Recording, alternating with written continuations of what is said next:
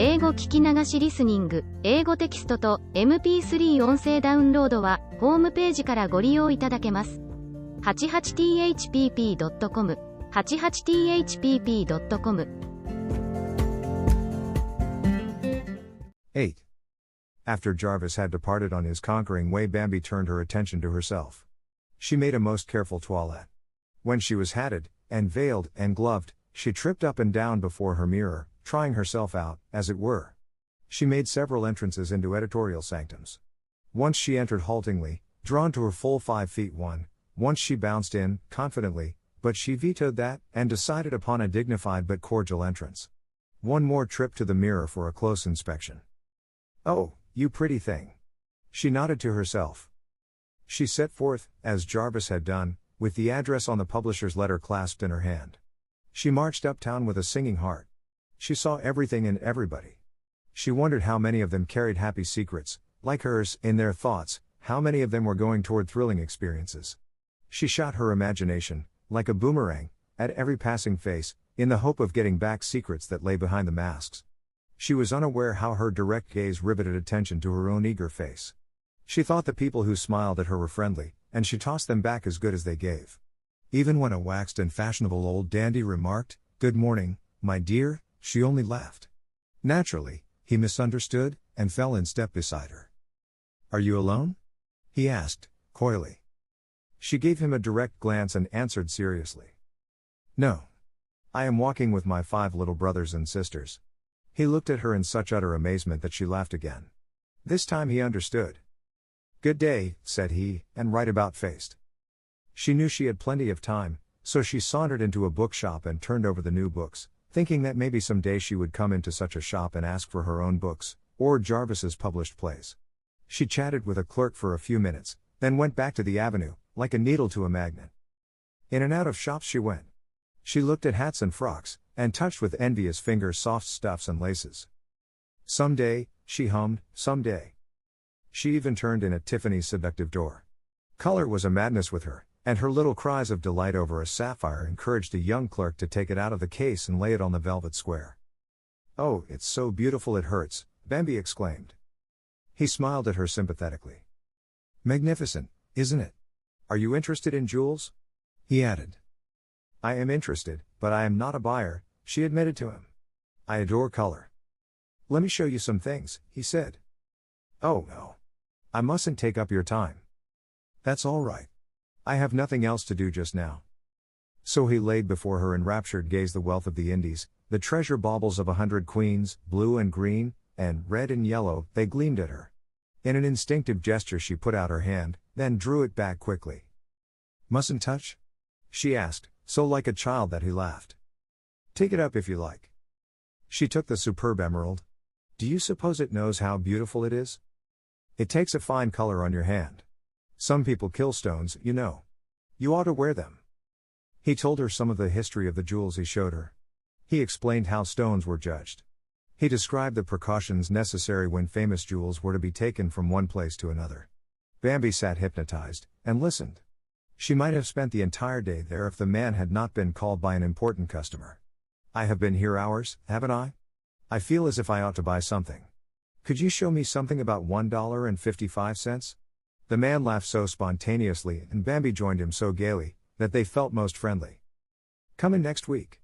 I'll show you a most gorgeous string of pearls which is coming to be restrung," he said. "Oh, thank you. I have had such a good time." He took her to the door as if she were a Vanderbilt, and bowed her out. The carriage man bowed, too, and Bambi felt that she was getting on. This time she loitered no longer. She inspected her address for the 100th time, and went to the magazine office, where she was to find the golden egg. She was impressed by the elegance of the busy reception room, with its mahogany and good pictures. She sent her card to the editor and waited 15 minutes, then the card bearer returned. She was sorry, but the editor was extremely occupied this morning. Was there anything she could do for Mrs. Jocelyn? Bambi's face registered her disappointment. "Would it do any good for me to wait? Have you a letter of introduction? Mr. Strong seemed not to know your name. He told me to come." "Told you? How do you mean?"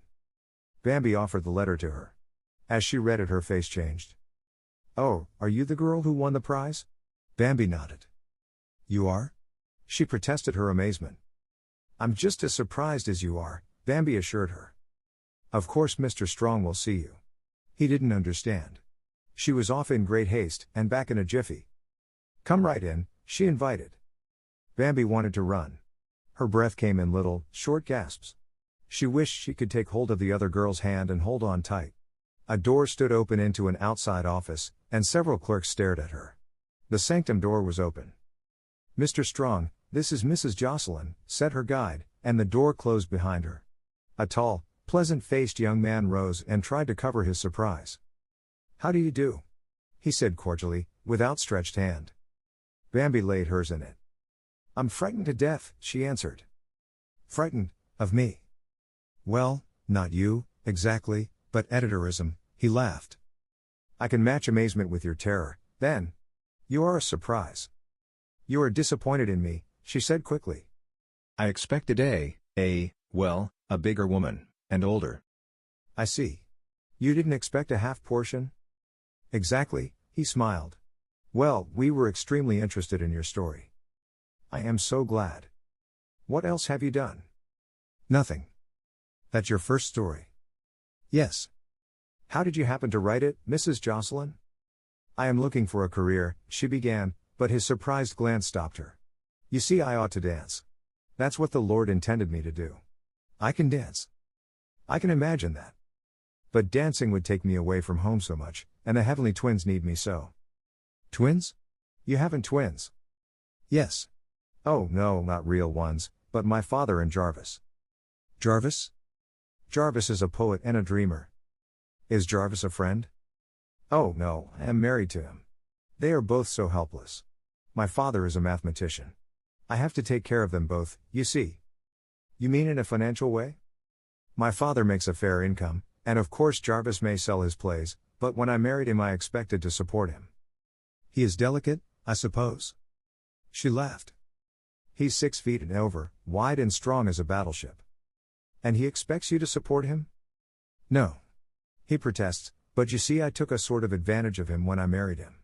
He didn't want to marry me. You are a most extraordinary young woman, remarked Mr. Strong.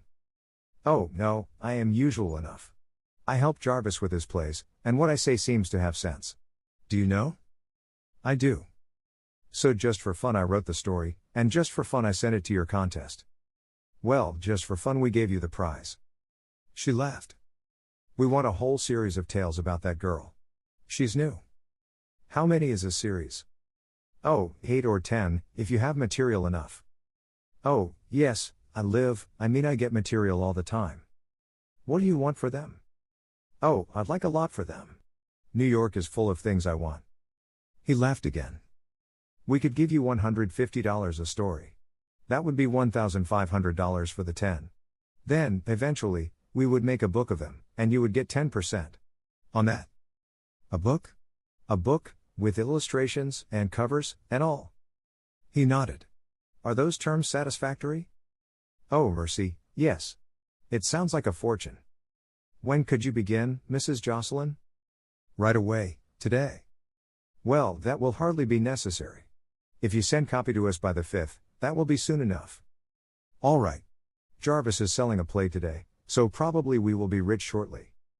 To whom is Mr. Jocelyn selling his play? Velasco. So. That's fine. You'll never have to support him, at that rate. He doesn't know about my getting the prize and coming to see you, and all. I want to keep it a secret for a time. I understand.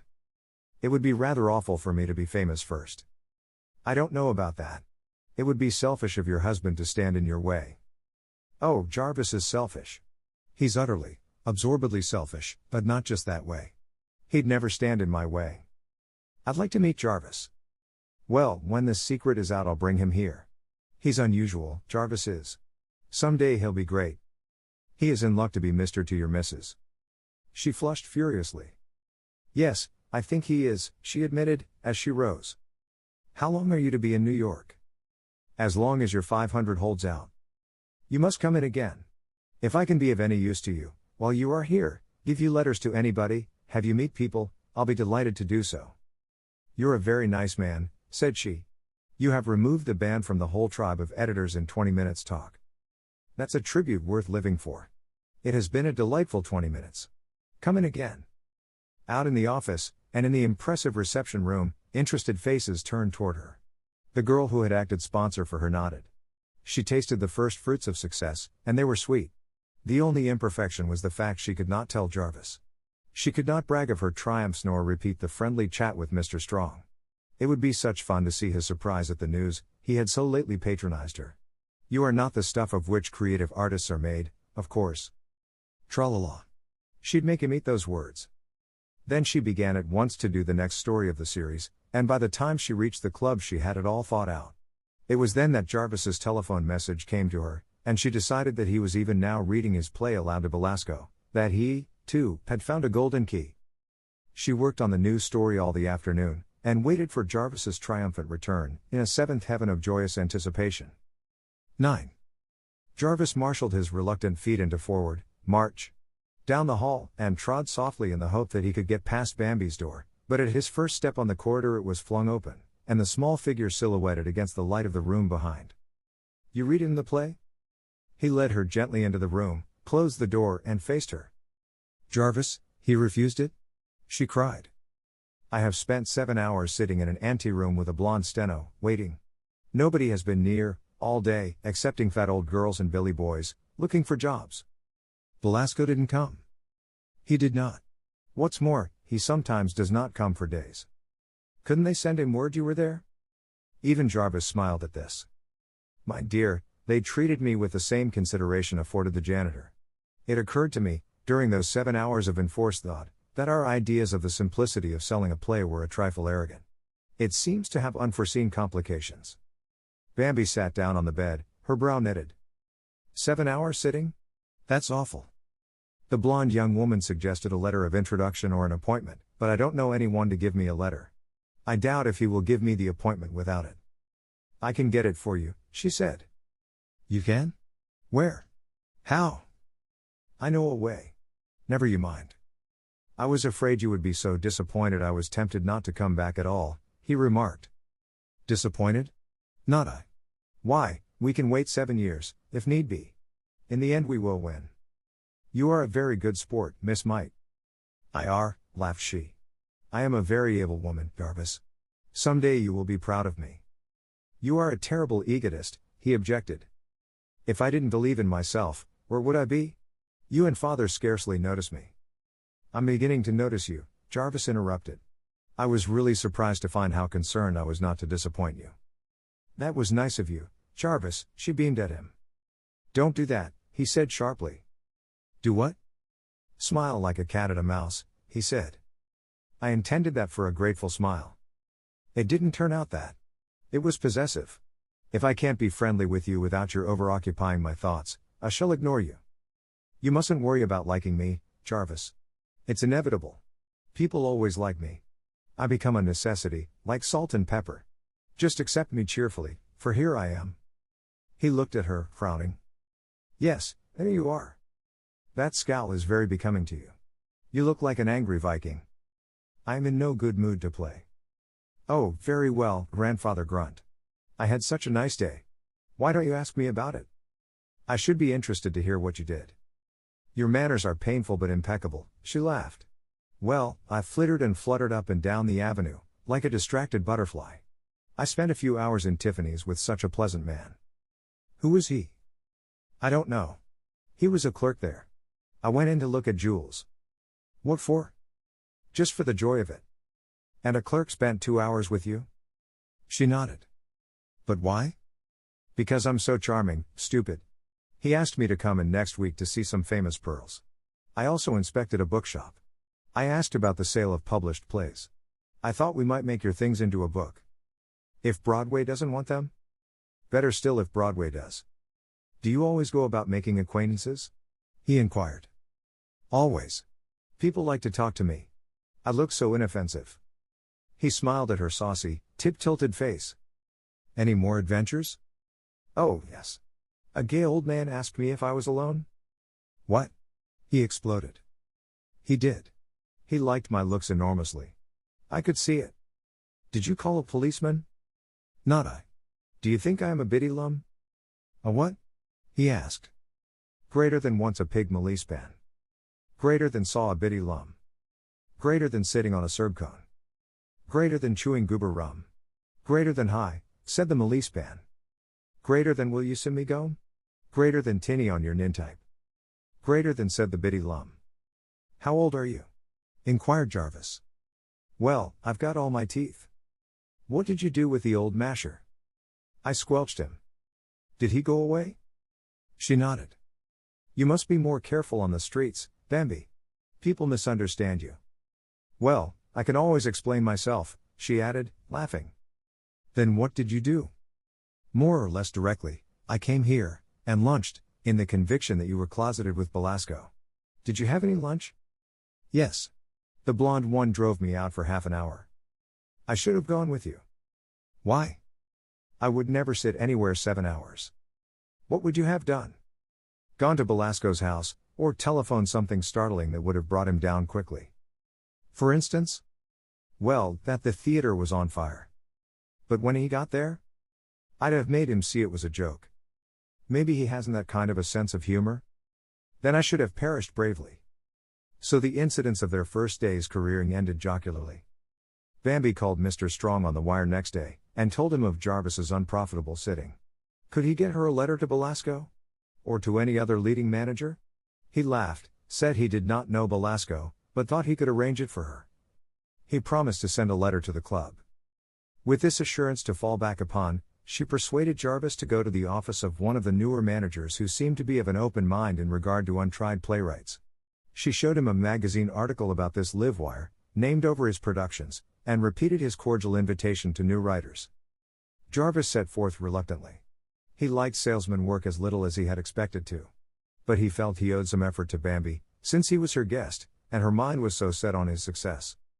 This time the cheeky-faced office boy admitted that the manager was in. He accepted and scrutinized Jarvis's card with disdain, but on his return from the inner office he ejaculated, "Wait!" So Jarvis sat down for his second endurance feat.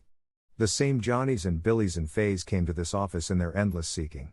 He began to vision the great, ceaseless army of them making the rounds, as they call it, often hungry and tired. They were most of them uneducated, you could tell by their speech, for all their long A's and short R's. That they were physically unadapted to the profession was obvious enough in many cases. They were probably badly trained. How did they live? Where did they go? They began to haunt him. He was interrupted by hearing his name called. He rose mechanically, and followed the boy into a very large and ornate office. A fat Jewish man, in loud clothes, a brown derby hat, and a cigar, sat at a desk, dictating. "Hear ye!" he ejaculated as Jarvis entered. He went on dictating and smoking, until Jarvis finally interrupted him, saying he wanted to see the manager. The fat man glared at him. "Sit down until I get through," he shouted. "I'm the manager." Jarvis took a chair and looked at the man closely. What would such a creature find in his play, with its roots in a modern condition, no more grasped by this man than by Professor Parkhurst? The absurdity of the idea struck Jarvis so forcibly that he laughed out loud. "Let's have it, if it's any good," said the fat man. "I beg your pardon," Jarvis replied. The manager dismissed the stenographer, took up Jarvis's card, looked at it, and then at his victim. "Jarvis Jocelyn," he read. "Good stage name. What's your line, Jarvis?" "I've come to see you about a play." "Oh, a writer? What have you done?" "Several plays, and some poetry." "Nix on the poetry. Who brought out the plays?" "Nobody yet. I am just beginning to offer them." "What sort of stuff is it?" "It's a dramatic handling of the feminist movement." "What's that?" "The emancipation of woman." "I hadn't heard about it. Is your stuff funny?" "No. It is a serious presentation of a unique revolution." "Well, believe me, that highbrow stuff is on the toboggan." "Well, believe me, that highbrow stuff is on the toboggan. I knew it couldn't last. I gave it to them when they demanded it, but I am cutting it out now. Haven't you got a good melodrama, or a funny show?" "I have not, superbly." "Say, do you know any Jews? I got a great idea for a Jew play that would take like the measles if some fellow would work it up. Pile of money in it." Jarvis rose, furious. "It is so apparent that we have nothing to say to each other that I'll bid you good morning. If you fellows who come in here from the country to run Broadway could put yourselves in a show, it would be the scream of the town," said the fat man in Jarvis's wake. "I'd rather starve than endure a pig like you," cried Jarvis, as he fled. The fat man's laugh followed him to the street. He hated himself, and the whole situation. It galled him to think he had deliberately submitted himself to such treatment. Even Bambi could not expect it of him, to set him to sell his dreams in such a market. He charged down Broadway, clearing a wake as wide as a battleship in action. He saw red.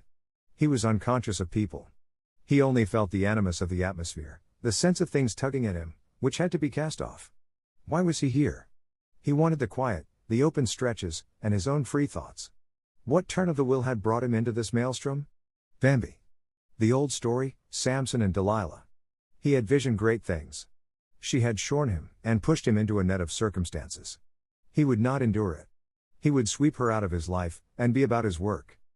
He was disappointed to find her out when he returned to the club. He had his opening speech all ready, and it was annoying to have his scene delayed. He raged about, to keep his wrath hot, until she came. "Greeting," she began, then saw his face, and added, "Jungle beast. I'll not stay here another day," he cried. "You saw the manager? He asked me if the stuff was funny.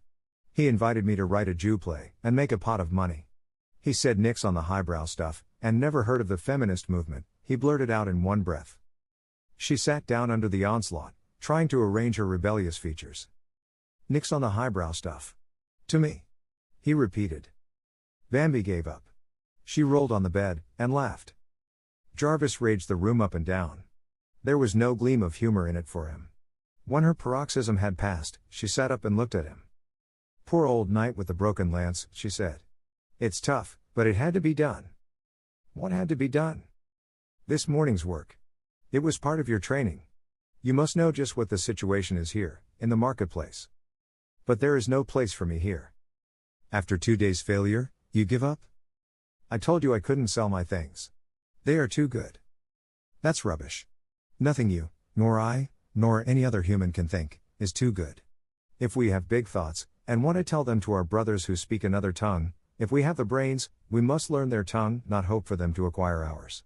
That is what I hoped you would see. You think I've got to learn the Broadway lingo? I do. If you have anything to say, Broadway needs it. I can't translate what I want to say into that speech. But you can. It will mean hard work and heartache, and disappointment, but you can do it, because you have the soul stuff of a great man. Her eyes shone now, misted with feeling. He saw again his multitudes flocking to him in the wilderness. He saw them aroused, revived, triumphant over life through him. "Will you help me?" he cried to her. It was his first uttered need of her, and her heart beat high in response. "I will, if you will let me, Jack o' Dreams. Don't let me give up. Don't let me lose heart. No, I won't. I'll push, or haul you, to the top." "I came to scoff, and I stay to pray," said Jarvis, cryptically. "God bless you, Bambi," he added, as he left her. X. No letter from Mr. Strong arrived in the morning's mail, so Bambi induced Jarvis to go over to the Cubist show, by himself, on the plea that she had a headache. He went, most willingly, anywhere, except Broadway. The minute he was out of the way her languid, headachy manner changed to one of brisk energy. She donned her smartest frock and hat. She was more earnest in her effort to allure the eye than she was on the day of her own conquest. "You must look your best, you little old Bambi, you, and see what you can do for big Jarvis." After the last nod of approval at her reflected self, she tucked Jarvis's manuscript under her arm and started forth. She had made a close study of all the theatrical columns of the papers and magazines since their arrival in New York, so she was beginning to have a formal bowing acquaintance with the names of the leading managers. In spite of her cheerful acceptance of Jarvis's mood of despair, the day before, she was really deeply touched by it, and appealed to by his helplessness to cope with the situation. She remembered her words to her father, "He cannot accommodate himself to the commercial standards of the times." It was so true. And was she right in submitting him to them so ruthlessly? Was she blending something fine in him by this ugly picture she was holding up for him to see, of a thoroughly commercialized drama, the laws and restrictions of which he must know and conquer, or be silenced? All the mother in her hated to have him hurt, but the sensible helpmeet part of her knew that it must be done. Of course he could not be expected to know how to approach managers, all at once. He was probably very tactless. He admitted that he had called the enemy of yesterday a pig. Naturally that was no way to help his cause. Perhaps, after this experience, and his new cognizance of conditions, it would be better for him to write in quiet and solitude, while she acted as salesman. "I'm just plain adventurous enough to love the fight of it," she admitted to herself as she approached the office she had selected for her first try. She tripped in, confidently, and addressed the office boy. "Mr. Claghorn in?" she asked. "Nope. When do you expect him?" "Oh, anytime. He's in and out." "I'll wait. Probably won't be back until after lunch." A railing shut off the hall where she stood from the office proper, where the boy was on guard. Doors opened off this central room into the private offices. There were no chairs in this hall, and the boy made no move to open the railing. "Is that large armchair in there rented for the day?" Bambi inquired. "Not so far as I know," he grinned. "Does this thing open, or do I have to jump it?" She smiled. "Where are you going?" "To the large armchair." "Welcome to our city," said he as he lifted the rail. "Nobody allowed in here except by appointment." "That's all right. I understand that," she said nonchalantly, and sank into the haven of the chair. All the details of the office, which bored Jarvis, or which he entirely failed to see, fascinated Bambi. She set herself to the subjection of the office boy, by a request for the baseball score. "Say, are you a fan?" he asked. "Can't you see it in my eye?" He was launched. He gave her a minute biographical sketch of every player on the team, his past and future possibilities. He went over all the games of the past season, while Bambi turned an enraptured face upon him. He was frequently interrupted by actors and actresses who came by appointment, or otherwise, and he gave her all the racy details concerning them at his disposal. By indirection she obtained a description of Claghorn, so that he might not escape her if he came in. All the actors looked at her with interest, the actresses with disdain. One whispered to the boy who shook his head. "Say, what you wid?" he asked her later. "I don't understand you." His look became suspicious. "What show you with?" "With Success," she answered hastily, patting the manuscript. "Roadshow?" "No." "Playing New York?" "Not yet." "Gimme 2 pasteboards when you come to town. I'd like to see you." "All right. What's your name?" "Robert Mantell Moses. I'm going on, in comic opera, someday." "So?" said Bambi. "Song and dance. Are you a dancer?" "I am." "Toe or tango?" "I beg pardon." "Toe dancer, or tango artist?" "Oh, I do them both." "Do you do the kitchen sink? And the wash tub?" Bambi thought fast. "Yes. And the one-legged smelt. Also the Jabberwock jig." He inspected her suspiciously. "Say, those are new ones on me." "Really?" She was thoroughly enjoying herself when the brazen-mouthed clock twanged 12. "Goodness. Is it as late as that? Claghorn's ins are mostly outs." "Give me that again." "You said he was in and out." "Nix on the rough stuff." "What a lovely phrase. I must tell that to Jarvis." "Who's Jarvis? Your steady?" "No. He's a relative by marriage." "Nix on the in-laws for me." He suddenly straightened up to attention as a big, fierce-looking man plunged in, nearly demolished the railing in passage, and made for a door marked private. "Any mail?" he shouted. "No. Lady to see you, sir," the boy replied. Bambi rose to meet the foe, who never glanced at her. He jerked open the door, but he was not quick enough for the originator of the Jabberwock jig. Her small foot was slid into the space between the door and the threshold. It was at the risk of losing a valuable member, but she was so angry at being ignored that she never thought of it. When the gentleman found that the door would not close, he stuck his head out and nearly kissed Bambi, whose smiling countenance happened to be in the way. "Well?" he ejaculated. "Quite well, thank you," she replied as she slid in the crack. He looked her over. "Where did you come from?" he demanded. "I was out there when you swept the horizon with your eye, but you must have missed me. I didn't run up a flag." She was so little and so saucy that he had to smile. "What do you want?" he asked directly. "I want to talk with you, for about 3 minutes. I don't engage people for the shows. I don't want a job." "Well, what do you want? Talk fast. My time is precious. I have here a very fine play called Success, which would be a good investment for you." "Who wrote it?" "My husband." He glanced at her. "I thought child marriage was prohibited in this state." She dimpled back at him, deliciously. "It is modern, dramatic. Comedy?" No. Nothing else has much chance. Leave it, and I will read it. When? As soon as I can. But we have to go home next Thursday. You don't expect me to read it before then? Couldn't you? I wouldn't read Pinero's latest before then. How soon would you read it? I've got 9 productions to look after. I only read on trains. I'm going to Buffalo tonight. Then you could take it along tonight? She cried happily. Say, who let you in here, anyhow? You did? I've got no time to talk to anybody. I'm not anybody. I might just promise me you'll read it tonight and I'll go. Is this it? Name and address on it? She nodded. All right. Tonight. Now get out. Thanks. I've had such a nice call. As she reached the door he spoke. Tell your husband to put you in a play, and I'll put it on. Much obliged, I'll tell him. Good morning. Tell your husband to put you in a play and I'll put it on. Much obliged. I'll tell him. Good morning.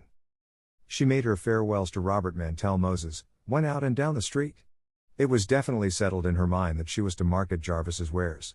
She had a gift for it, a desperate courage in a crisis, that made her do anything to win her point and get what she came for. Jarvis would, no doubt, be sitting, still. He was waiting for her at the club. I was getting anxious about you. Did you go to a doctor? Doctor? For your head? Oh, my head. I'd forgotten all about it. After you left, I felt so much better that I decided to go out. Looking for more adventures? I never look for them.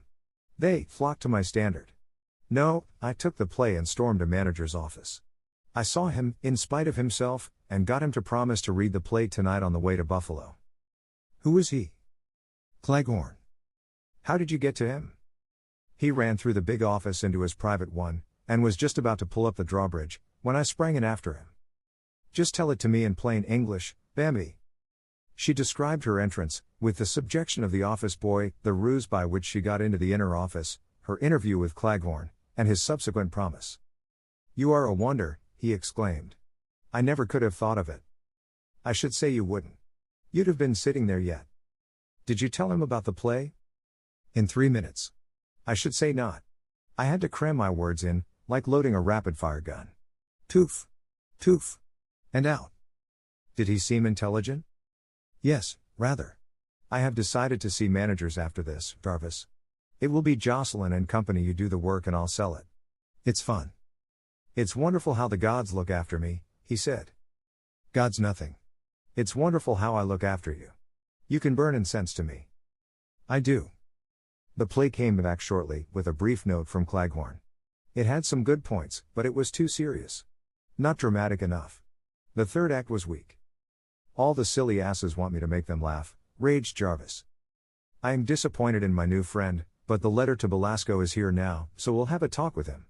Will you go, or shall I? I think I'd like to talk with him, and tell him my views, Jarvis said. They sent him the letter, with a request for an interview. In the course of a few days a reply came saying that Mr. Belasco had gone west to see a new production, but if Mr. Jocelyn would send his play to the office it would receive the earliest possible attention. It was a blow to their hopes, but there was nothing else to do, so they dispatched it by messenger. I think, maybe, we had better plan to go back home tomorrow, and wait the decision there. The money is vanishing, and I am getting anxious about the professor.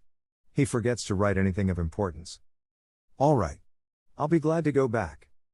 Let's go shop this afternoon, and take the morning train tomorrow. Good. Suits me. What shall I take the professor? I've thought and thought. He's so hard to shop for. Get him an adding machine. Bambi withered him. He would disinherit me on the spot. That's like sending Paderewski a pianola. We must get something for Adelia, too.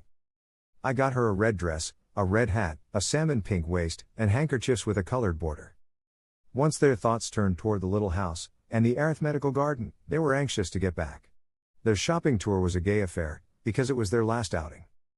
Don't you feel differently about New York? She asked him as they walked back.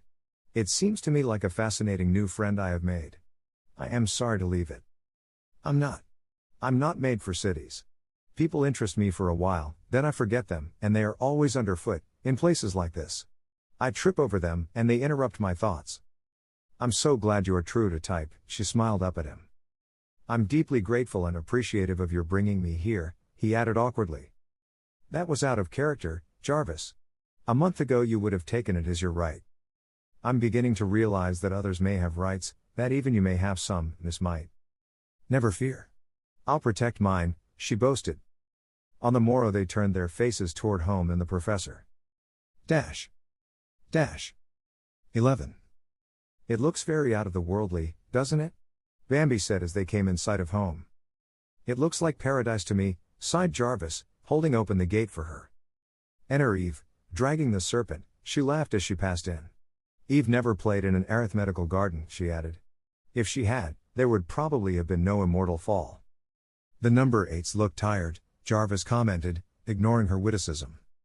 She spied the professor afar sitting at work on the piazza.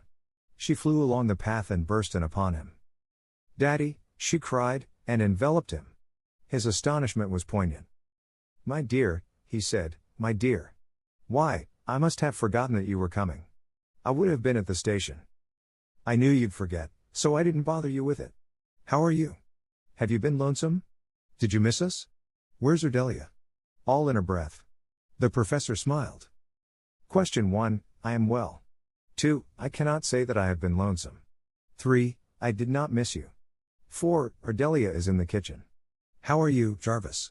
He added as his son-in-law appeared. I am well, sir. I trust you are the same. Thank you.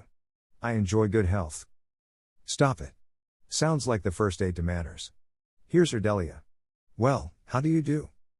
Ardelia's face was decorated with a most expansive grin. Howdy, Miss Bambi. Howdy, Massa Jarvis.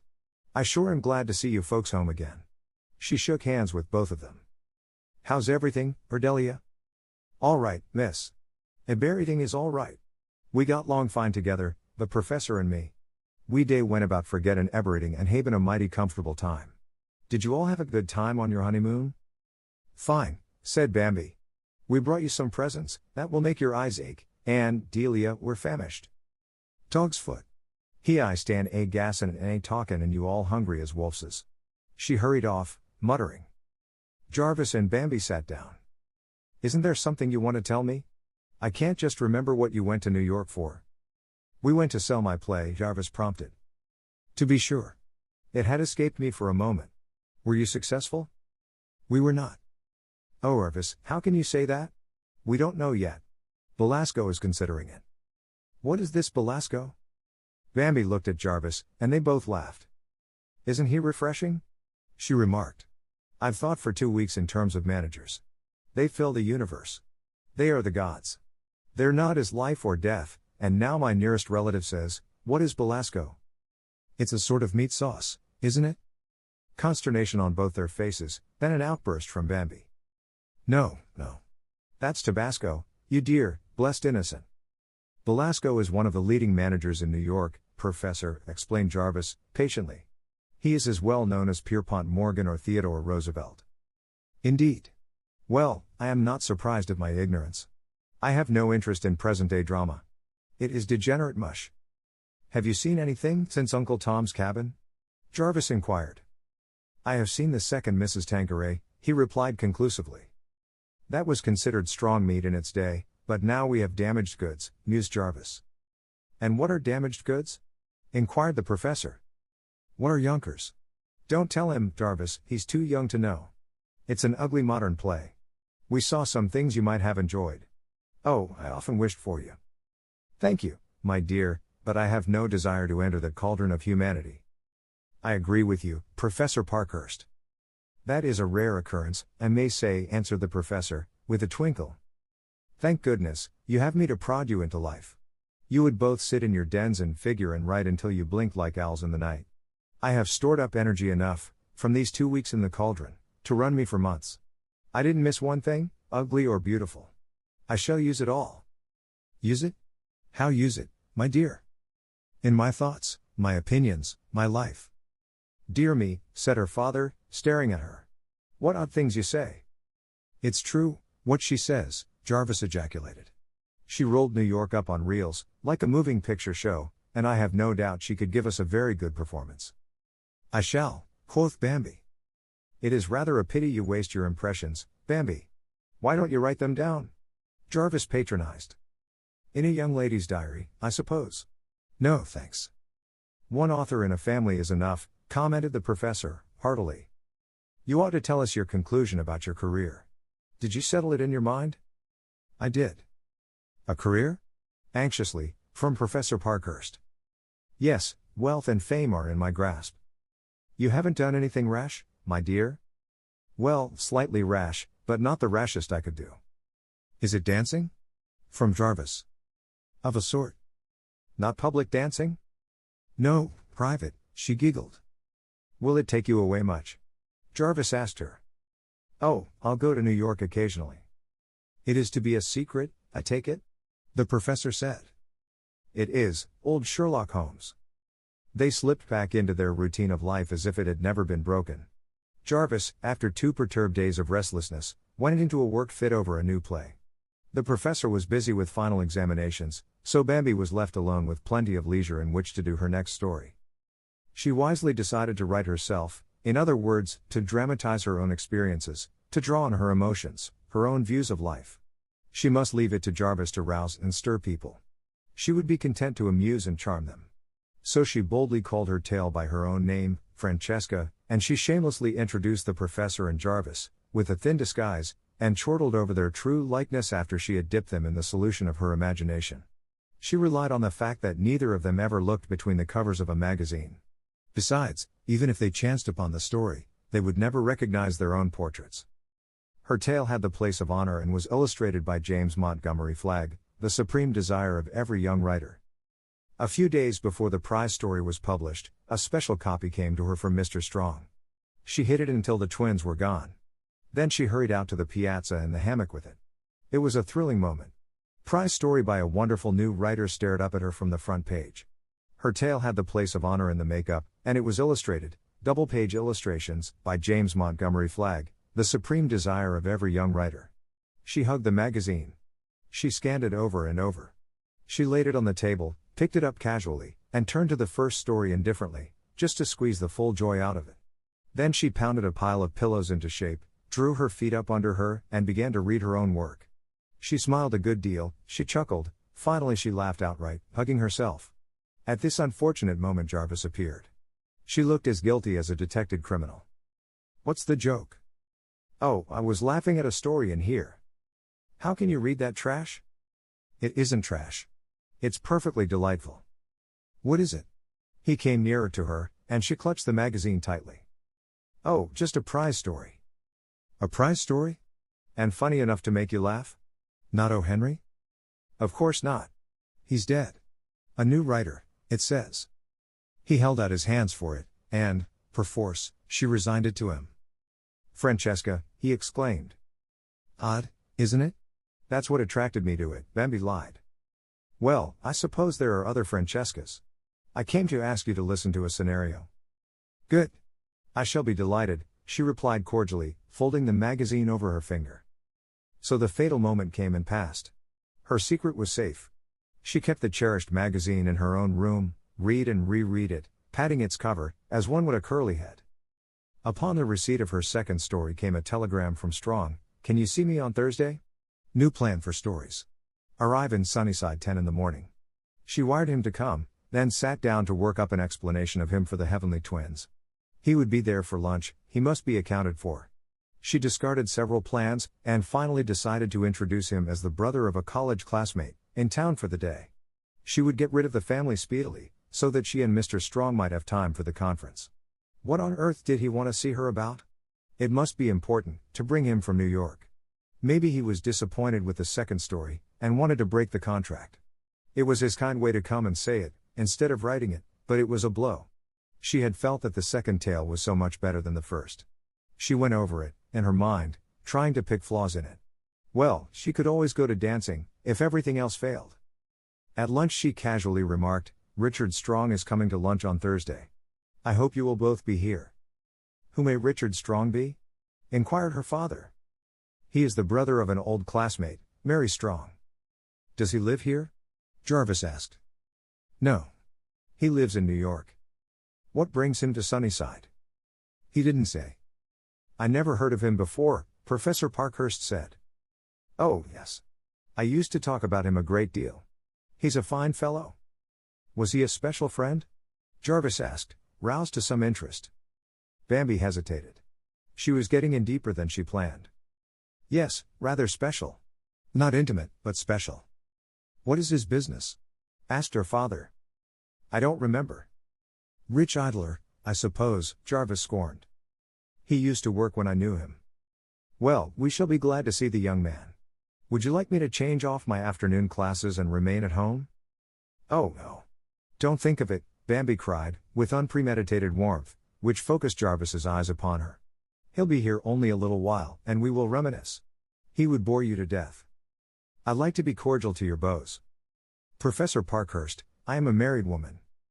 Dear me, so you are. I am always forgetting Jarvis. If he is a bore, I'll lunch at the club.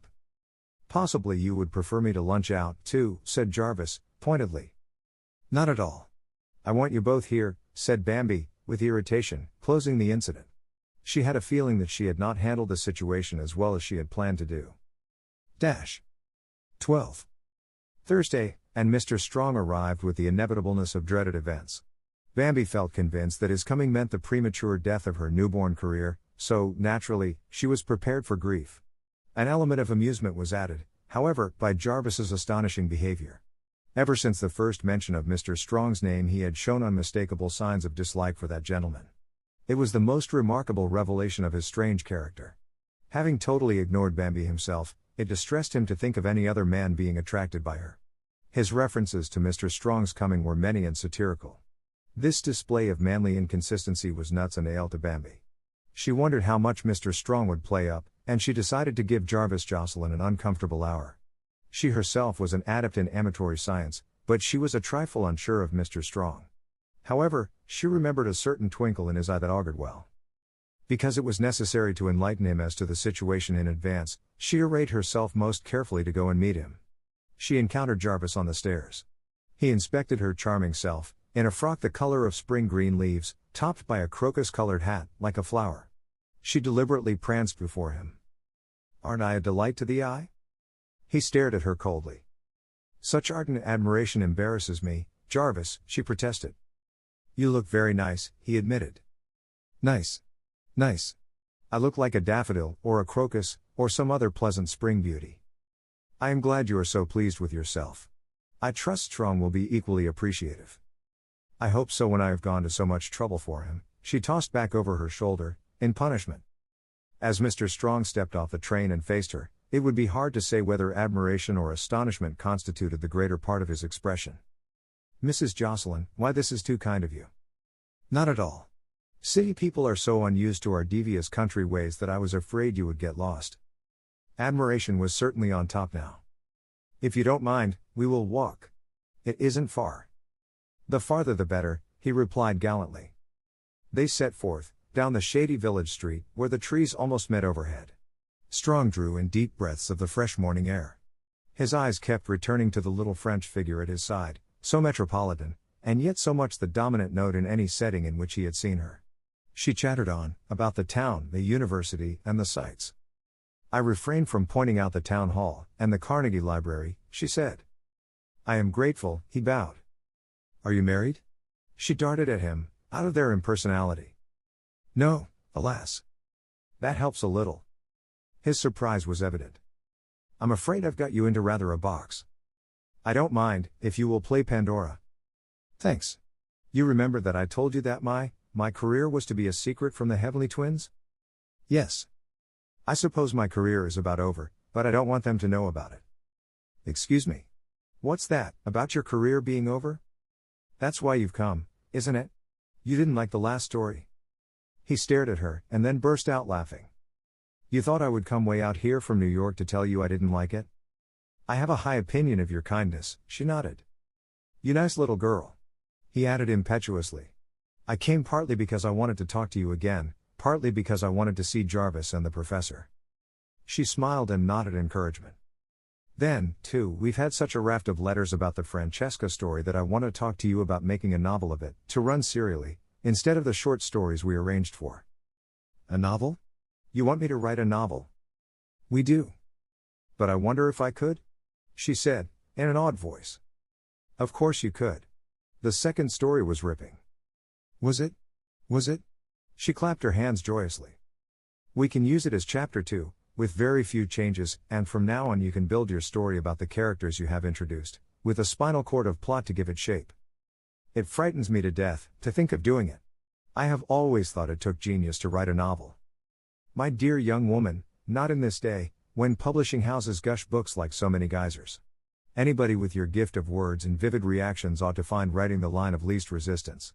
Of course you can do it. I'd adore trying if you'd help me. That's agreed. He watched the concentration of her face with interest. She was wrapped in the thought of the book. She was attacking it, on all sides, with the lance of her mind. When she threw herself into every new interest with such abandon, it was no wonder that she gave out impressions with the same intensity. What about the box I'm in? He reminded her.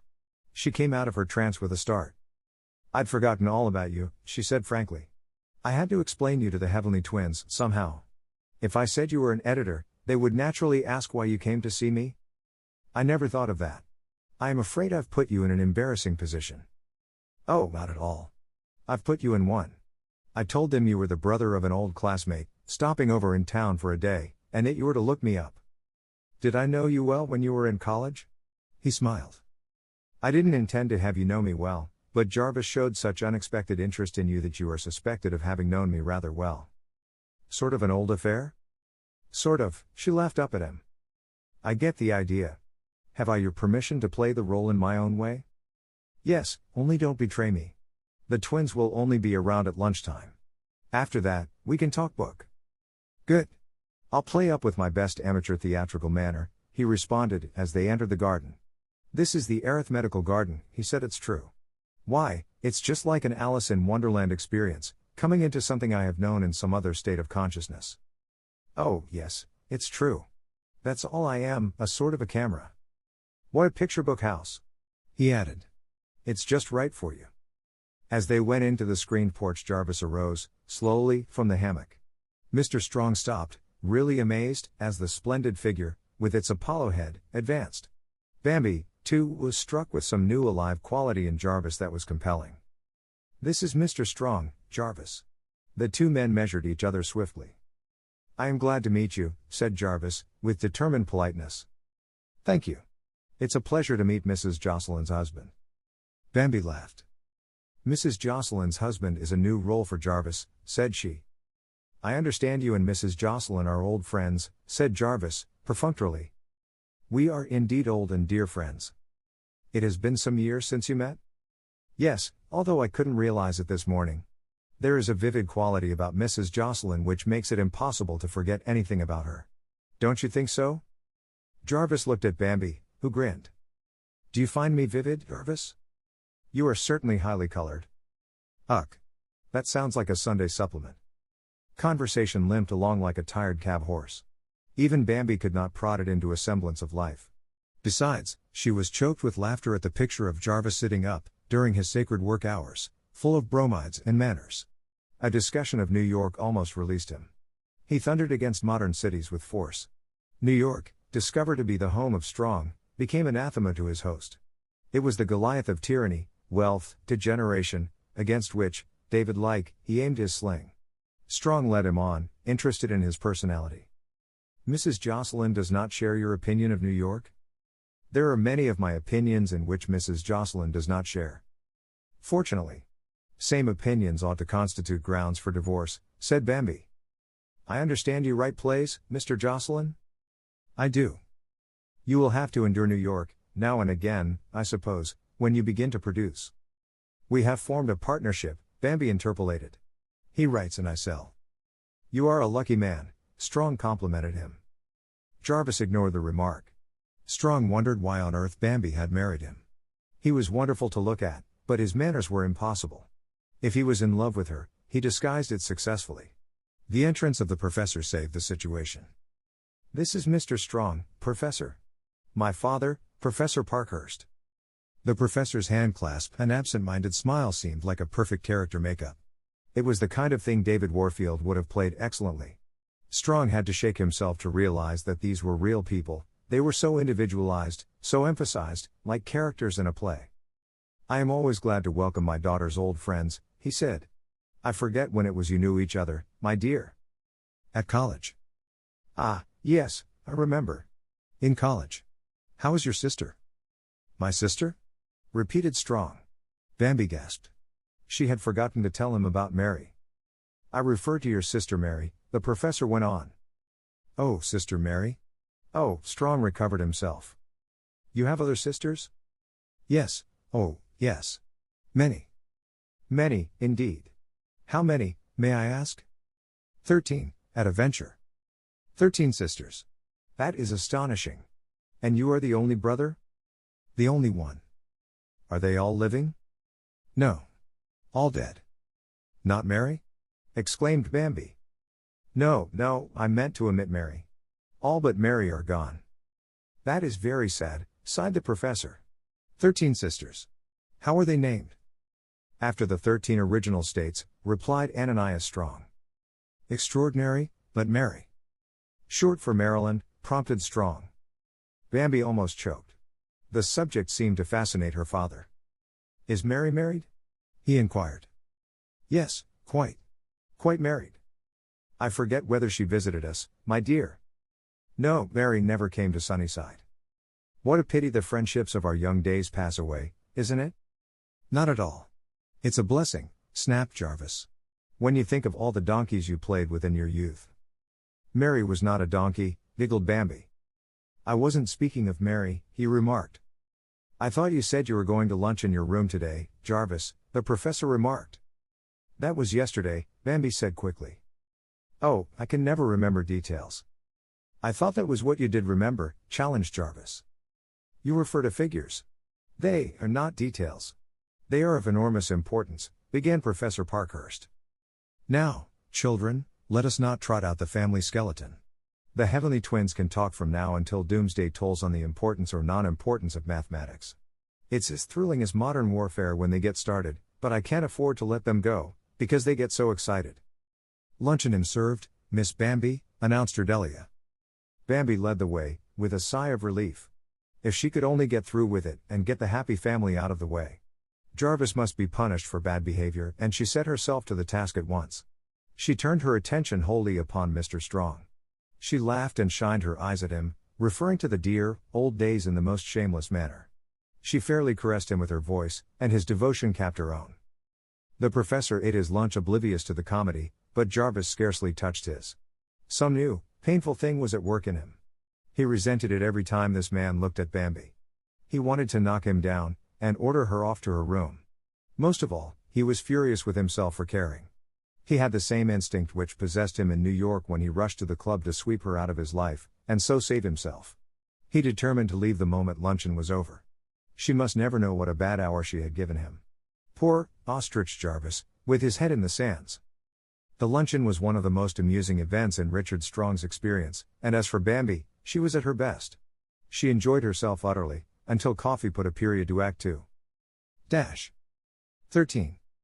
Mr. Strong's visit left its impress on all three members of the household. The professor referred to him as the man with the 13 sisters, and wished him re-invited to the house. Bambi treasured the day he spent with her as a turning point in her life. Surely new vistas opened up to her as a result of his coming. But to Jarvis the memory of the day was extremely painful. He took Bambi's punishment very seriously.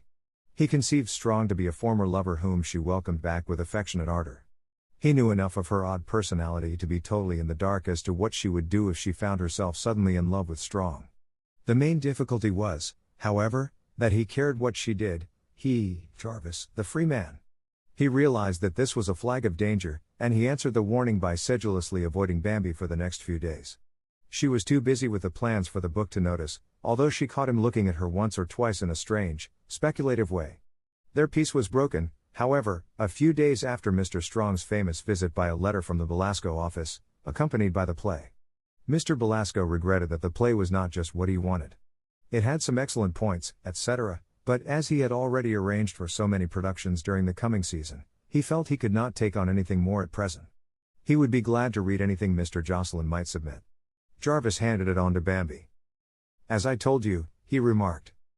It never got to Belasco, said Bambi, confidently. If it had, he would have seen its possibilities. Is something the matter? Inquired the professor. Belasco has refused Jarvis's play. So? He didn't like that abominable woman any better than I did. She is not abominable. From Jarvis. Be quiet, you two, and let me think. If you would learn concentration, you would not need quiet in which to think, protested her parent. Oh, if I would learn to be a camel, I wouldn't need a hump, returned Bambi, shortly. I don't think a hump would be becoming to you, mused the professor, turning back to his book. We'll send it to Park, Jarvis. What's the use? Don't be silly. Every manager in New York shall see that play before we stop. We will send it to his wife. Maybe she will read it. Do as you like about it, he answered, with superb impersonality. She took his advice and got it off at once, addressed to the actress. In a week came a letter in reply saying that Miss Harper would like to talk to Mr. Jocelyn about the play, and making an appointment at her house 2 days later. This letter threw them into great excitement. Jarvis protested, first, that he could not be interrupted at his present work, which interested him. Bambi pooh-poohed that excuse. Then he said he had never talked to an actress, and he had heard they were a fussy lot. She would probably want him to change the play. As he would not do that, there was no use seeing the woman. Bambi informed him that if Miss Harper would get the play produced, it would pay Jarvis to do exactly what she wanted done. Then he protested he hated New York. He didn't want to go back there. Bambi finally lost her temper. If you are going to act like a balky horse, I give you up. Until you get started, you will have to do a great many things you will not like, but if I were a man, I would never let any obstacles down me. When can I get a train? Meekly. You can take the same train we took before, tomorrow morning. A great light broke for Jarvis. I can't go. I haven't any money. I have. I'll lend it to you. I must owe you thousands now. Not quite. We can do this all right. Have you got it all down? In the Black Maria, she nodded. So the long and the short of it was that Jarvis went off to New York again. No martyr ever approached the stake with a more saddened visage than he turned upon Bambi as the train pulled out. She waved her hand at him, smiling pleasantly, but he was sorrowful to the last glimpse. Poor old baby, she laughed. He shall stay in New York a while. He is getting too dependent on Mama. She really welcomed his absence. It gave her so much more time for her own work, which absorbed and delighted her. She had never known any sensation so pleasurable as that sense of adventure with which, each morning, she went to work. First, she patted the manuscript pile, which grew so amazingly fast. Then she filled her fountain pen and looked off over the treetops, beyond her window, until, like Peter Pan, she slipped off into another world, the land of make-believe, a country she had discovered for herself and peopled with human beings to suit her own taste. To be sure, Eyre's story concerned itself mainly with herself, Jarvis, and the professor, but only the traits that made them individual, that made them they, were selected, and the experiences she took them through were entirely of her own making. It was such fun to make them real by the power of words, to make many people know them and love them or condemn them as the case might be. In fact, creation was absorbing. It's very quiet around here since Jarvis left, commented the professor a few days later. I never thought Jarvis was noisy. Well, he's like distant thunder. And he's lightning, laughed Bambi. Do you happen to miss him? Me? Oh, not at all. Do you? It always frets me to have things mislaid that I am used to seeing around. When you change the furnishings about, it upsets me. Do you look upon Jarvis as furniture? She teased him. I look upon him as an anomaly. How so? William Morris said, you should never have anything in your house which you do not know to be useful, and believe to be beautiful. I think Jarvis is beautiful. That great mammoth? He's like Apollo, or Adonis. He certainly needs all Olympus to stretch out on. He clutters up this little house. I am sorry you don't like Jarvis, Professor. I do like him. I am used to him. I enjoy disagreeing with him. I wish he would come home. His daughter beamed on him. Then he is also useful as a whetstone upon which you sharpen your wits. William Morris had nothing on me when I added Jarvis to our Penates. Jarvis's first letter she read aloud to her father, and they both laughed at it. It was so Jarvis-like. Greater than. Greater than. Greater than dear Bambi, he wrote, I am in this vile cesspool of humanity again, and I feel like a drowning gnat. I did not go to the club, as you told me to, because I thought I could live more economically if I took a room somewhere and ate around. I left my bag at the station, while I went to an address given me by a young man I met on the train. He said it was plain but clean. He told me some experiences he had had in boarding and lodging houses. They were awful. This place is an old 3-story house, of the fiendish mid-Victorian brand, dark halls, high ceilings, and marble mantels. It seemed clean, so I took a room, almost as large as your linen closet, where I shall spend the few days I am here. My room has a court outlook, and was hotter than Topet last night, but of course you expect to be hot in summer. Greater than I went to see Miss Harper, at the time appointed, this morning. She lives up Riverside Drive. She is a pleasant woman, who seems to know what she wants. She thinks that if I write a new third act, and change some things in the second act, Mr. Park might produce it. I defended the present form, and tried to show her that the changes she wants will weaken the message of the play. She says she doesn't care a fig for my message. She wants a good part. My impulse was to take my work and leave, but I remembered how important this chance seemed to you, so I swallowed my pride, though it choked me, and promised to make a scenario of the changes, to submit at once. I may have to stay on a few days to do things over as she wants me to do. The play is ruined for me, already. Greater than I suppose it is cool and quiet where you are. The noise and heat are terrible here. I forgot to say that I have to hurry with success, because the lady is going to Europe in a fortnight, and insists it must be finished by that time. I hope she won't crack the whip. It makes me nervous. I am such a new trained bear. Greater than I'd rather argue with the professor tonight than be here, or even talk with you. I wish you didn't want me to be a success, Bambi. Couldn't you let me off? My regards to you both. Tell Ardelia that nobody in New York knows anything about cooking. There seem to be thousands of people eating around, and oh, such food. Good night. Greater than Jarvis. Greater than. He is homesick, said the professor, as Bambi finished and folded the letter. Homesick to argue with you, snapped Bambi. He said, or talk with you. Excuse me. He said, or even talk with you. I shall punish him for that. He isn't comfortable. Hot and mid-Victorian. He isn't responsible, excused her father. He won't be comfortable when he gets the penalty, said Bambi, fiercely. I am surprised that he consented to change his play. Samson's locks are certainly shorn. What do you mean by that? You have shaved him, my dear. Are you calling me Delilah? You can't deny that he would never be where he is, doing what he is now, if he were not married to you. What of it? Time he had a little discipline. He needs it and his work needs it. Well, he's getting it. Are you pitying him because he isn't as mad as he was when I caught him? He's still mad, nor by nor yast. I'll make a human being and a big artist out of Jarvis before I am through. Be careful that you don't lose everything in him that makes him Jarvis. Do you think that I can't do it? I only say that creation, like vengeance, is God's. It is dangerous when man tampers with it. Upon a sudden impulse, she went to lean over him and kiss his bald head. I'll remember that, Herr Vader, said she. As the result of their talk, her reply to Jarvis was not so fierce as she had planned to make it, in her first indignation at his evening. She did not pat him on the back for making concessions about the play. She merely said she was glad he was acting so sensibly about it, and that if she was the mainspring of that action she was proud.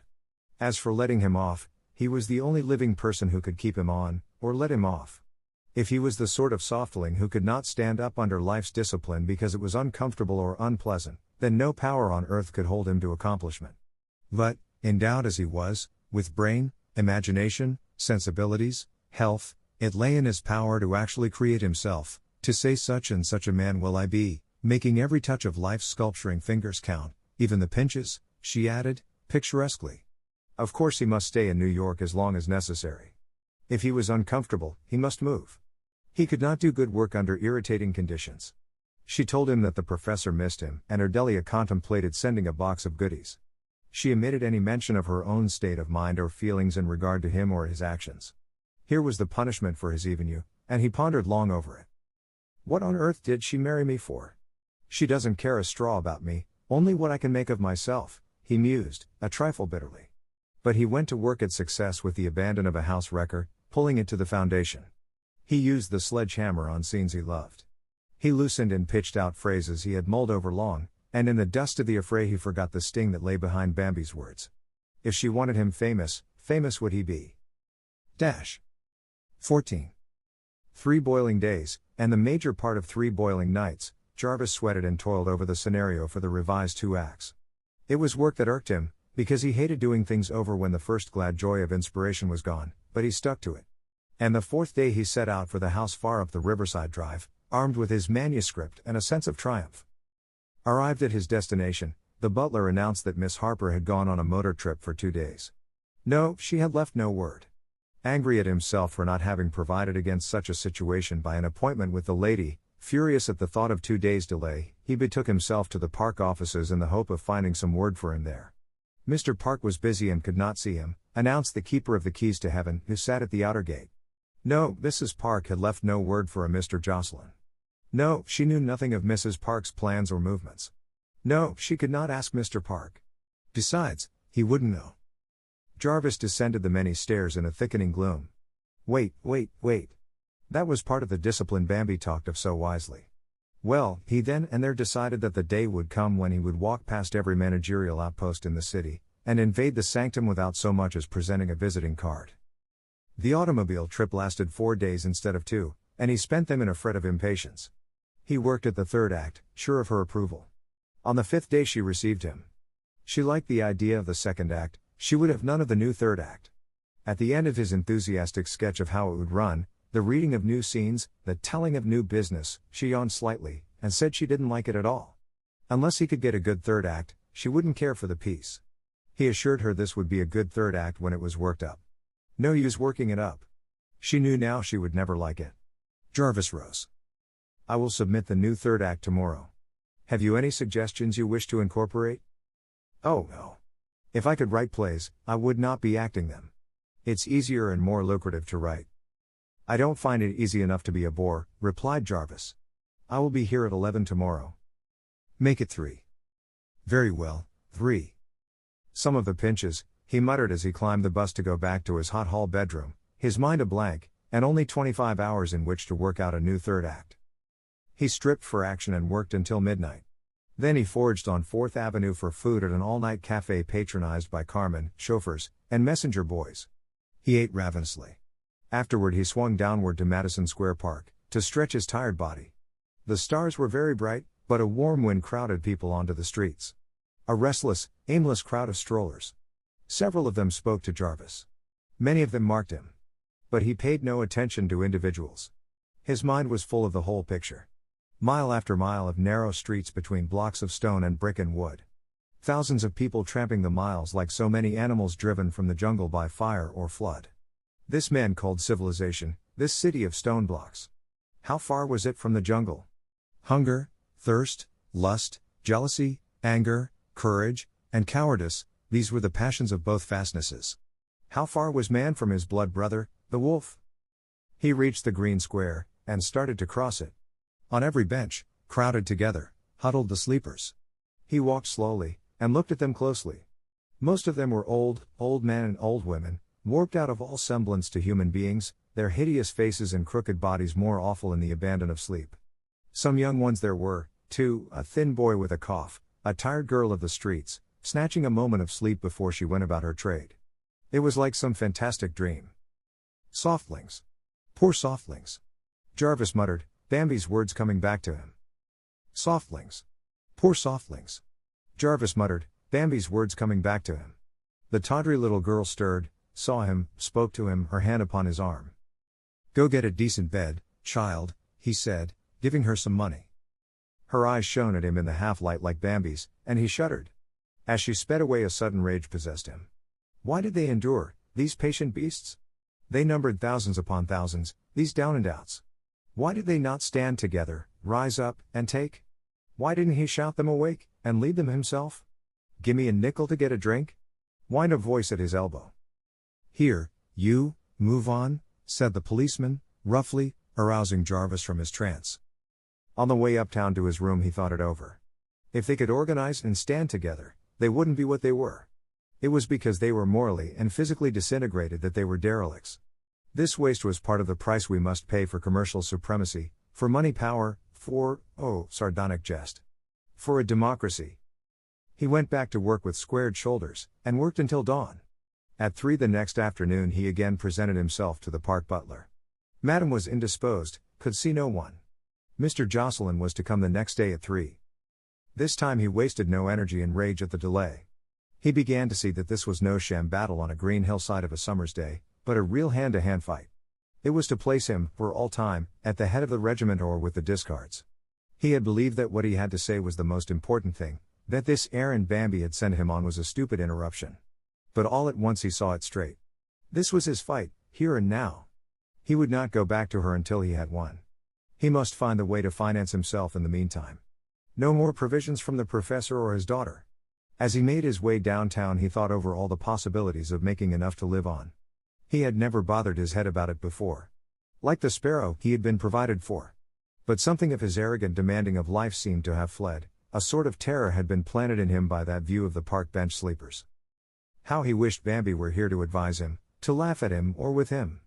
The thought of her was constantly creeping into his mind, to be shoved out by a determined effort of his will. He told himself he was becoming as boneless as the professor, who relied on her for everything. That night he wrote to her. I seem to have come to my senses today for the first time. Queer how a man can go on walking, talking, and thinking in his sleep. I don't know why I should have waken up today, but a walk I took last night at midnight stirred something in me. And a futile attempt to see Miss Harper today did the rest. You saw clearly, as you so often do. This is my fight, right here and now. I must make somebody believe in this play and produce it. It may take a long time, months, perhaps, but I must stay and face it out. I wanted you sorely tonight, Miss Might, to talk it over with me. I am always coming upon things I want to talk over with you, these days. You have such a decided way of seeing things. I shall not be needing any more money, because I am about to make something, on the side, for myself. Keep the Black Maria, and when the play goes we will have a mighty reckoning. I am not going to say thanks for what you and the professor have done for me. I am going to act thanks. I shall read the scenario of the third act to Miss Harper tomorrow, the gods and the lady permitting. This is the third act. I trust it will be 3 and out, or, rather, 3 and on. My regards to the professor and you. It is very hot here, and I relax by thinking myself in the arithmetical garden. It seems years ago since I was there. Has the professor laid out any new figures? I think the exped ought to be wild orchids. He will understand. He took the letter out to mail, and went for another walk. The night crowds began to interest him. He planned to take a different walk every night, and learn something of this city which he was setting out to conquer. The next morning he went from one newspaper office to another trying to get a job. His lack of experience handicapped him everywhere. Cub reporters were as thick as summer flies. He walked, to save car fare. At 3 he gained admittance to Miss Harper and read her the new scenario. She decided that she liked the second one better. He arranged to go to work on it at once, so that she might have Mr. Park read it before she sailed. The siren Hope sang a happy song to Jarvis as he swung down the drive. He had the golden apple in his grasp this time. I'm coming, oh, you people, he apostrophized them with his old assurance. You'll hear from me soon. He celebrated his coming fortune with a 50-cent table d'hote, to which he did full justice. Up in the hot hall bedroom he took stock of ammunition. If he went light on food, he could afford to keep right at the play until he finished it. He estimated just what amount he could spend a day, and divided up his cash into the daily portion, each in an envelope. He purchased an alcohol stove and a coffee pot, and set to work. There were only 12 days in which to do or die, and he went at it in a frenzy. Day faded into night, night faded into day, marked only by the thumping of the outraged chambermaid, at whom he thundered. When he remembered, he dashed out for food, but for the most part he drank coffee, and more coffee. Once he went for a long walk. He could never remember, afterward, whether it was day or night. But during it he thought out a new scene, and ran miles to get back and get it down. He grew thinner and more hollow-eyed each day, but he cared for nothing but accomplishing this thing. He knew the act was good. He felt sure Miss Harper would like it. At dawn of the day he was to finish it he rushed into a dairy lunch to get a sandwich and a glass of milk. While he waited for the heavy-eyed clerk to get it, he picked up a morning paper. The date caught his eye. This was his last day of grace, sure enough. He must call up and get an appointment for the afternoon, for Miss Harper would be sailing tomorrow. Idly his eye traveled across the page, and suddenly was riveted by a headline, Bertram Park and his wife, Helen Harper, sail on the Mauretania today. They will hasten to London, to sign a contract for a play for Miss Harper by Galsworthy, which will be produced in New York immediately on her return. The print blurred before Jarvis's eyes. Everything swayed and swam. Out of the chaos came the voice of the tired clerk, shouting, Say you, what's the matter with you? Can't you take your sandwich? Think I'm going to hold it all day? Jarvis didn't understand him. He didn't even hear him. He just laid down his last quarter and went out, a bit unsteadily. "Soused," grinned the clerk, looking after him. 15. Bambi sat, chin on hand, staring off into the distance so long that the professor's attention was finally attracted to her. She held Jarvis's letter in her hand, his call to arms letter. "No bad news, I hope?" ventured her father. "Oh, no, good news. The best. Jarvis is alive." "Why, you didn't think he was dead?" "Yes, in a sense he was dead. Strange, I never noticed it. I mean that he was only fully alive to himself. He was dead to other people. He has been dangerously self-centered. And now many hands are knocking at his postern gate." "What enigmatic things you do say, my child. Don't you understand? Jarvis has built a high wall about himself, his precious self. He was a sort of Superman, called to sit in a high tower and dream, to think, to formulate a message to the world. No claims of earth were allowed to enter in." "But you climbed over the wall? You were a claim of earth?" "You know how I sneaked in when he wasn't looking. If you could read me the letter, Bambina, or such portions of it as are not private, I might understand better what you are trying to say." "I'll read it to you. It's none of it private. He has nothing private to say to me." The professor composed himself to listen, while she read Jarvis's long screed aloud. At the end he, too, sat thoughtfully a few moments, his fingertips neatly matched in church steeples before him. "I'm sometimes amazed at your judgment," he said. "Why my judgment? I never would have seen any possibilities, myself, in the Jarvis whom you married. Speaking of cryptic remarks, I was trying to convey to your mind my belief that he may turn out a real man. Oh, Jarvis was a good investment. I knew it at the time. Poor old thing, he's frightfully lonesome. He ought to come home for a while, on a visit. I am saving several topics for disagreement. No, it's better for him to stick it out. No human being ever treated Jarvis like this Miss Harper is treating him, and it's fine for him. Aren't you rather Spartan, my dear?" "I am. I have felt all along that I had pushed him overboard before I was sure he could swim. Now I know he can. You may tell him for me that our agreement was for 2 years, and it holds good. I don't know what your agreement was, Herr Professor, but if it had money in it, cancel it. I want him to learn that lesson, too. Poor old Jarvis. Don't you poor old Jarvis me. Remember the abuse you heaped on him when I married him. I want him to be practical." The professor rose and started for the garden. "It's your own affair, my dear." The outcome of Bambi's thoughts was a letter to Mr. Strong. She invited him to spend the weekend with her father and herself, to talk over the book and other things. She added that she hoped that he would prepare himself with data about the 13 sisters, because her father would be primed with questions about them. Mr. Strong's acceptance came by return mail, and he, himself, followed Saturday morning. Bambi met him, as on the other occasion, and at sight of his cordial smile she suddenly felt as if he were an old friend. "I am so glad to see you," she exclaimed in her impulsive way. Mr. Strong shook her hand vigorously. "It's mutual, I may say," and he fell into step. "Bless this old town, it's like a soporific," she supplied, and joined his laugh. "How's the professor? And my old friend Jarvis?" "The professor is in a quiver of expectation to talk sisters with you." "Good. I am ready for him. And Jarvis?"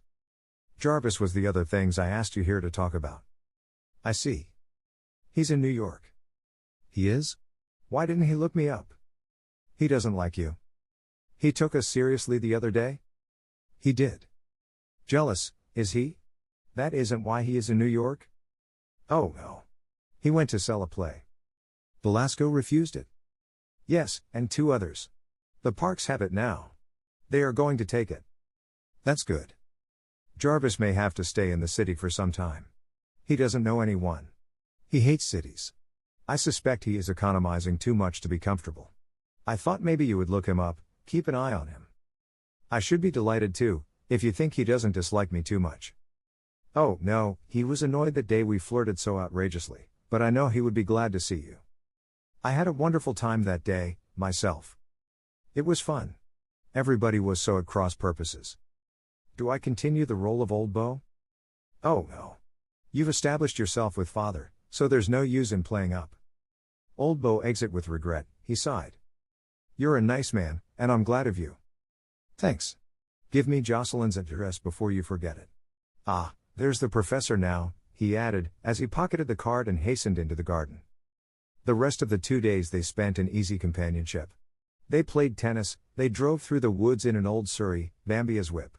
Then, when the professor's early bedtime removed him to the second story, they sat on the moonlit piazza and talked. The novel had grown into 10 chapters. 3 installments had been published, and the public was showing a most flattering interest in it. Strong brought a box of letters for her to read from enthusiastic readers.